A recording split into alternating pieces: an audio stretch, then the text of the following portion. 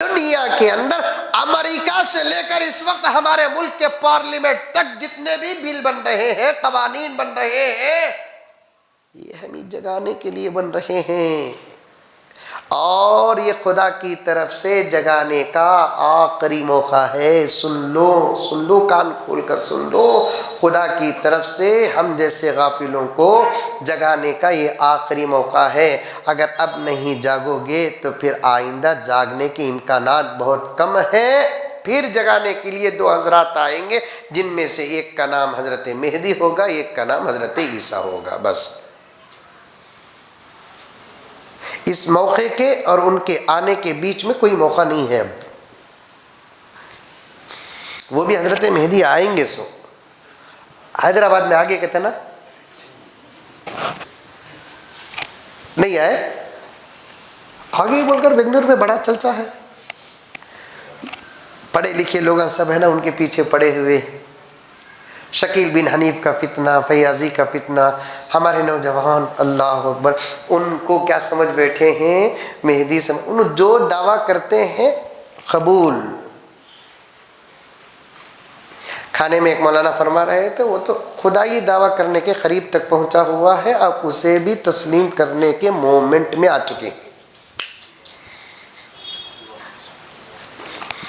کوئی اپنے آپ کو غوث کا دعویٰ کرتا ہے، قبول کر لیو، ولی کا دعویٰ کرتا ہے، قبول پکڑ لیو، لیکن کوئی اس دور میں نبی کا دعویٰ کرتا ہے تو پھر اپنے ایمان کی حفاظت، میرے نبی کے بعد کوئی نبی نہیں۔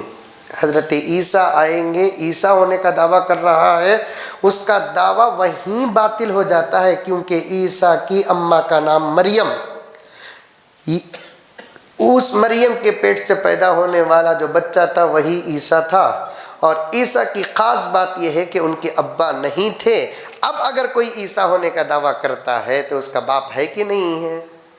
یہیں سے اس کا دعویٰ باطل ہوا نہیں ہوا؟ اور اب عیسیٰ علیہ السلام آئیں گے تو کیسے آئیں گے؟ بنگلور سے آئیں گے، آسمان سے اتریں گے۔ انہیں کہاں سے اتریا پوچھو؟ ہم نا ہمارے دماغوں کی حفاظت کے لیے، عقیدوں کی حفاظت کے لیے قیامت کے قریب حضرت عیسیٰ و مہدی آنے کے متعلق نبی نے دلائل بھی ساتھ بیان کر دیے۔ وہ دلیلہ رکھو، جو دعویٰ کرتا ہے اسے دیکھو، یہ تمام دلائل اس کے اندر موجود ہیں، تو تمہیں کیا میں بھی قبول کر دوں؟ اب اس وقت عیسیٰ آنے کی خبر صداقت کے ساتھ پہنچ گئی، جو دلائل نبی آنے کے متعلق بتائے ہیں وہ دلائل اگر آ گئے تو پھر مولانا ماننے کے علاوہ کوئی چارہ نہیں ہے۔ چارہ کتنے علماء بیٹھے ہوئے، پوچھیے، ان سے بھی پوچھیے، بڑے بڑے بیرے سے علم و عمل اور فضل میں بڑے ہوئے۔ اللہ کے رسول صلی اللہ علیہ وسلم نے فرمایا دمشق کی جامع مسجد کے مینار پر اتریں گے 2 فرشتوں کے سہارے میں۔ اگر اب بھی حضرت عیسیٰ 2 فرشتوں کے سہارے دمشق کی جامع مسجد کے ممبر پر اتر گئے، ماننے کے علاوہ کوئی چارہ نہیں ہے۔ دمشق کہاں ہے؟ تلنگانہ میں۔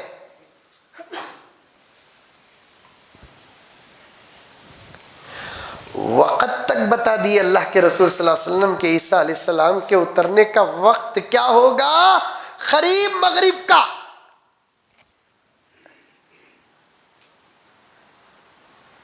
ہاں، اب 7:30 ہو گئے۔ دمشق میں بھی بائی چانس اگر 7:30 رہے